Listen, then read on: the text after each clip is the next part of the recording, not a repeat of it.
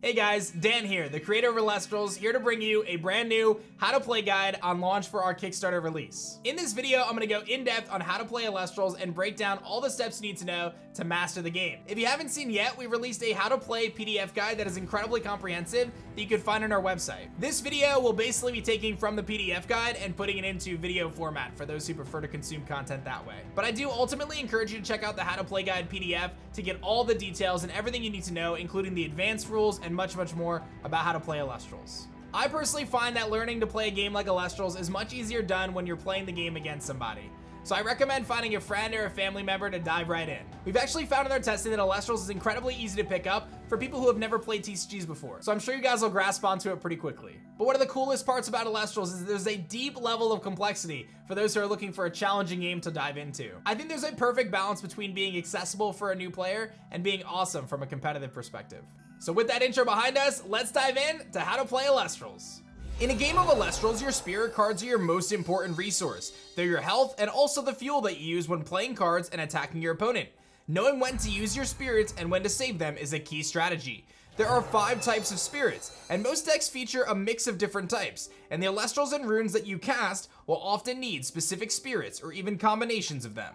Spirits start the game in your spirit deck, and they're used whenever you cast an Elestral or rune card, or if you have to expend spirits, usually in battle. If your opponent attacks you enough times to expend your whole spirit deck, and you don't have any more spirits, you lose the game. Your Elestrals defend your spirits from your opponent, and let you attack them back. Having strong Elestrals on your field is the key to victory. Each one has its own powerful effect, as well as attack and defense stats that determine how they do in battle. An Elestral's enchantment cost shows how many spirits it needs. If your Elestral ever has fewer spirits than this, it's sent to the underworld. If it has the right number of spirits, but they're the wrong elemental type, then it's misenchanted. It stays in the field and can still use its attack and defense stats in battle, but the effect is negated and doesn't work. An Elestral's effect is beneath its stats. Effects fall into 3 different categories: active, conditional, or passive. Active effects start with you can and let you take an action in your main phase once per turn. Sometimes they have a cost. Those will tell you to pay that cost in order to perform that action. Conditional effects start when, if they're waiting for something to happen in game, or during, if they're waiting for a phase of a turn. Each time that condition is met, you can activate the effect, even if it happens 2 or more times in the same turn. Passive effects just declare something that's true as long as the Elestral is enchanted. Usually they could change a game rule, say a player can or can't do something, or change an Elestral's stats. Your runes unleash magic that can strengthen your Elestrals, deal damage to your opponents, draw you cards, and more. Each has an enchantment cost just like the Elestrals do. Some runes use the Elestral symbol, and they can be cast using any of your spirits. There are 5 types of runes. Invoke and counter runes are instant, and artifact, divine, and stadium runes are continuous. Instant runes have a powerful effect on the game immediately when you cast them, and then they're sent to the underworld along with the spirits enchanting them. Counter runes are extra powerful and can be cast on any player's turn, but there's a catch. They have to be set face down for a turn before you can use them.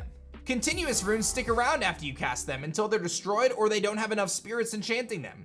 Artifacts are also sent to the underworld if the Elestral they're empowering leaves the field for any reason. Artifact runes strengthen or weaken an Elestral. Divine runes let you disenchant a spirit once per turn to channel the god's powers. And a stadium rune changes the field for everyone's Elestrals. Each player has a number of zones where their cards are. At the start of a game, put your spirit deck and your main deck in the bottom corners of your playing space. Your spirit deck goes in the bottom left next to your field. It isn't shuffled since you can look through it at any time you cast a card or expend spirits, or whenever you want. Your main deck goes in the bottom right next to your field. It gets shuffled at the start of the game, and also any time that you search it for a card or cast a card from it. When you search for a card, always be sure to reveal it to the other players before you add it to your hand. Between them are the 4 slots in your rune row. Any runes, except stadiums, that you set or cast go there, along with the spirits enchanting them. If all 4 rune slots are filled, the only way to cast more from your hand is with an invoke rune. They're allowed to take spirits from an enchanted rune and replace it. Your underworld is next to your main deck and starts empty. Everywhere else is known as the field. If a card or rule refers to your field, that's a shortcut to mean the zones of the field that you control. In the top left of your field, there's a stadium slot where your stadium rune goes. Only one stadium can exist at a time. If any player casts a stadium when there's already one enchanted, it gets sent to the underworld so the new one can enter the field. In the top right next to your field is your underworld. That's where cards go in a face-up pile when they're discarded, destroyed, expended, or if a rule sends them there. You can look through this pile and ask to look through your opponents anytime you want. Between those, there are 4 slots in your Elestral row. Any Elestrals that you cast go there, along with the spirits enchanting them. If all 4 slots are filled on your field, then you are allowed to ascend an Elestral, but not cast any new ones. And last, there's your hand, which doesn't have a place on or around the field. You hold it. There's no limit to the cards in your hand, but still, be careful not to draw too many. You'll lose the game if your main deck runs out of cards and you have to draw again. Now that we know what cards look like and where they go on the field, let's find out how to begin a game. To get started, each player has to have a spirit deck with exactly 20 spirits in it. You can mix and match different spirits or play as many of the same one as you'd like. You're allowed to look through your own spirit deck anytime you like, and you can ask your opponent how many cards are left in their spirit deck, but you never get to look through your opponent's spirit deck, so you won't know exactly which spirits they have left. And a main deck with exactly 40 cards in it. This is where your runes and Elestrals go. You can only have up to 3 copies of any single card, so you'll need some variety. And that's it! Once your main deck is shuffled at the start of the game, you can't look through it anymore unless a card tells you. Once both players have their spirit and main decks ready, you can pick one player at random to decide who plays the first turn. If you play several games in a row, the player who lost the last game decides. Oftentimes this will be done by a dice roll. You set your spirit deck face down left of your field, shuffle your main deck, and set it face down right of your field. Both players draw 5 cards from their main deck. If either player wants to mulligan, they can. To mulligan, a player expends 2 spirits, then shuffles their hand into their deck and draws a new hand of 5 cards. Players can do this any number of times. The first turn begins. That player skips their draw phase and their battle phase on the first turn only, but they still get to cast runes and Elestrals. The game ends when a player's main deck is empty and they have to draw a card, or their spirit deck is empty and they have to expend a card. If either happens, then their opponent wins. Phases. Each turn is broken into 4 phases. Some rune or Elestral effects can only be activated in certain phases. If an effect doesn't say when to use it, then it can only be used in the main phase. You start with your draw phase. You draw a card from your main deck, but you skip this on the first turn of the game. Then you move to your main phase, and in any order you can cast, ascend, or enchant an Elestral, or expend a spirit to draw a card, once per turn. Cast or set runes, as many times as you want. And you can change an Elestral's position, once per Elestral on your field. Then you enter the battle phase. You send an Elestral into battle, once per Elestral on your field. And again, you skip this on the first turn of the game. Then you enter the end phase, where effects that last until the end phase are gonna wear off. Let's dive into a little bit more specifics about those phases. You start with your draw phase. First, draw a card from your main deck. If you can't draw a card because your deck is empty, then your opponent wins. Next, if a rune or Elestral on your field has an effect during your draw phase, you can activate it. You can also cast counter runes now, unless they work when something happens. Your opponent can activate effects or cast counter runes at this time too. When there isn't an active chain and neither player wants to begin one, the main phase begins. During your main phase, you can do these actions in any order as long as there isn't an active chain. You can skip any actions you don't want to do or can't do. You can spend 1 spirit once per turn. Pick one of these actions: normal cast an Elestral, or normal ascend an Elestral, or enchant a spirit to an Elestral, or expend a spirit and draw a card. Set a rune that isn't a stadium face down in your rune row. Change one of your Elestrals from attack or defense position to the opposite. Each Elestral can change once if it wasn't cast this turn. Cast a rune from your hand, or cast a rune that was set before the turn started, or activate your rune or Elestral effects. To normal cast an Elestral, you'll follow these steps. Reveal a spirit from your spirit deck, reveal the Elestral in your hand that you're casting, and pick attack or defense position. Just a note, you can't normal cast an Elestral that requires more than 1 spirit. Put that spirit and that Elestral into an empty slot in your Elestral row. If it's attack position, it will be vertical, facing you, and if it's defense position, it will be sideways. Any player can cast counter runes and form a chain. If your Elestral is negated, send it and its spirits to the underworld. Otherwise, it resolves. Now you can activate effects that start with when you cast, including its own. Some effects let you special cast an Elestral, even if it costs more than 1 spirit. It's not in your hand, or it's not in your main phase. They may restrict which spirits you can use or what position it's in. Follow these steps, except that you reveal 1 or more spirits until its enchantment cost is met. This doesn't count as your once per turn action. You can still normal cast in the same turn. To normal ascend an Elestral, follow these steps. Reveal a spirit from your spirit deck and choose any number of spirits enchanting Elestrals on your field. Choose the Elestral that's ascending. Reveal the Elestral in your hand that you'll ascend into, and pick attack or defense position. Either player can cast counter runes to form a chain. If the ascension is now impossible, it's cancelled and you can take a new action. Otherwise, send the ascending Elestral to the underworld. Put its spirits plus all the spirits you chose in step 1 plus the Ascension onto your field in the same slot as the Elestral that ascended. Either player can cast counter runes and add to the current chain. If your Elestral is negated, send it and its spirits to the underworld. Otherwise, it resolves. When you cast or when you ascend, effects activate here.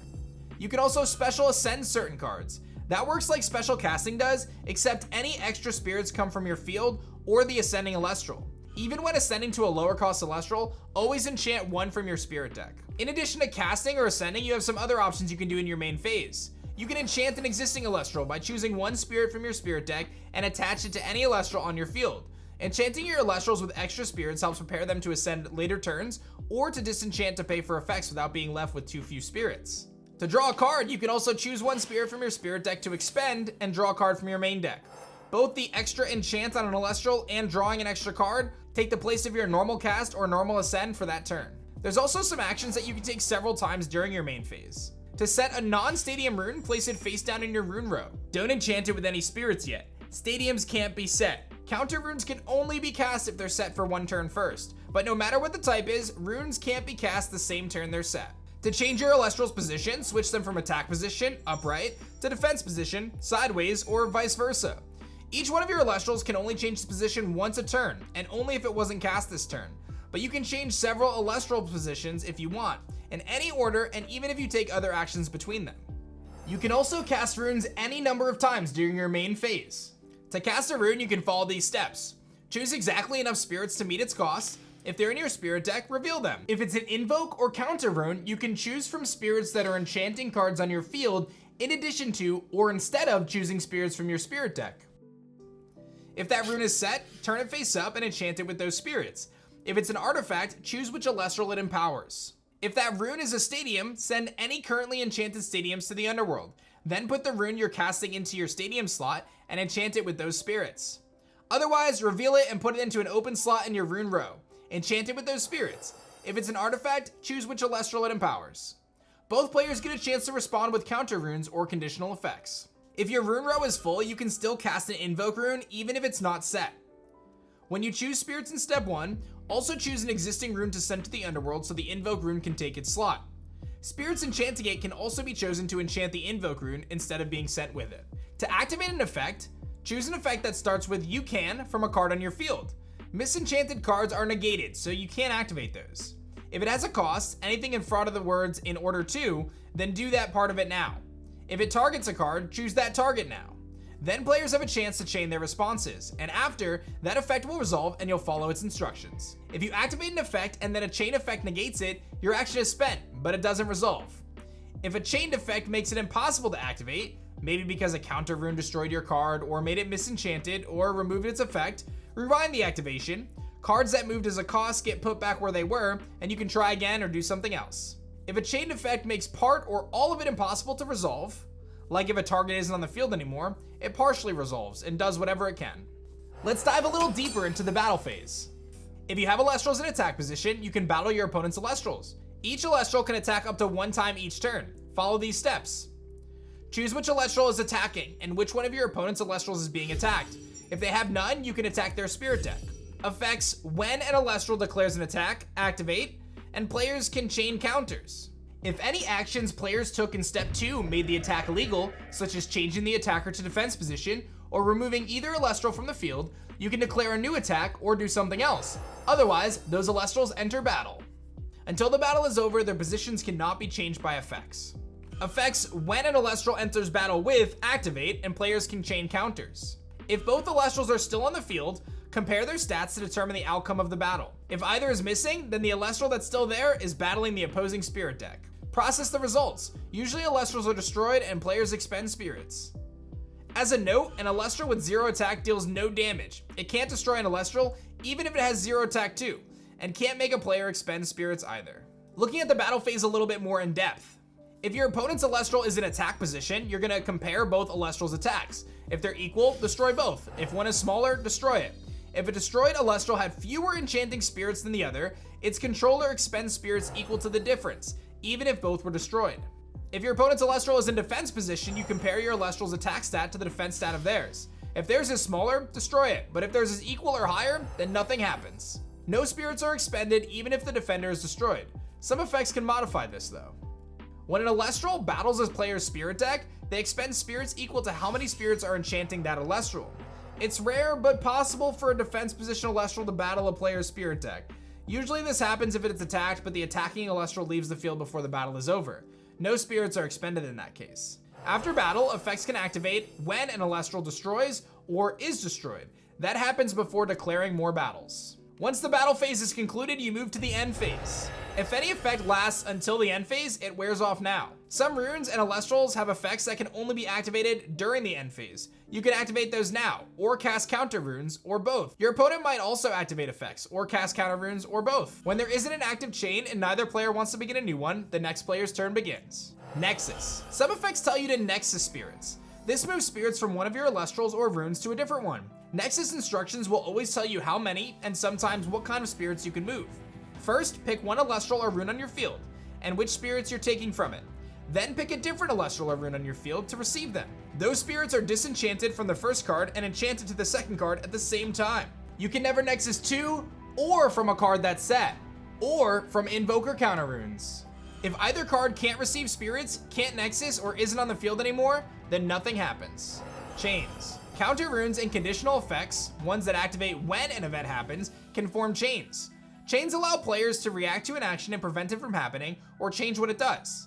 Cards being cast, ascended, or set can form the base of a chain. So can declaring a battle, activating effect, or even searching your deck. To add a link to a chain, a player announces that they're casting their counter rune or activating their effect in response to an action. That effect will resolve and have an impact on the game before the action at the base of the chain does. More links can be added to a chain the same way before it starts resolving, and the turn player always gets to add links before other players do. Once players are finished adding links to a chain, the chain is closed. No more links can be added to it. Resolve the newest link first, then the next, all the way down to the base of the chain. Any effects that meet their conditions during this process will wait to go out into the next chain. If an action gets negated, it counts as spent, but nothing happens. If it wasn't negated, but it can't be finished anymore, it either partially works or it rewinds. Check the rules on casting and ascending Elestrals, casting runes, and activating effects to know what to do if you can't finish those actions. Conditional effects activate only if a chain ends and their condition was successfully met during that chain. If an action is negated, it doesn't happen, so it won't activate effects. Actions that are rewound also won't activate them. And that's pretty much that. That's how you play Elestrals. If you'd like to learn more, you can head over to Elestrals.com and download our full-blown PDF guide on our website to learn about all sorts of key terms, glossary, in-depth advanced rules, and much, much more. Otherwise, I hope you have a wonderful time playing Elestrals, and thank you so much for checking out our Kickstarter.